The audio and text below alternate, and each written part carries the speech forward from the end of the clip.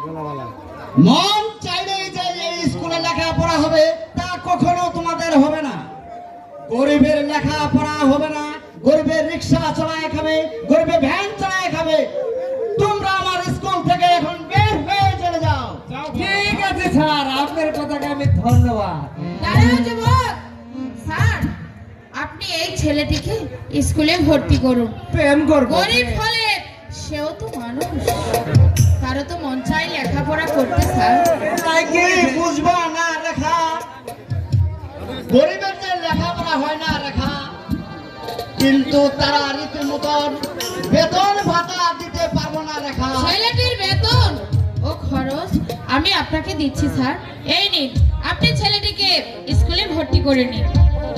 এই, তাই তুমি যদি ওই ছেলের স্কুলের খরচ আর বেতন যদি দিতে পারো তাহলে তোমার কথায় আমি ভর্তি করব।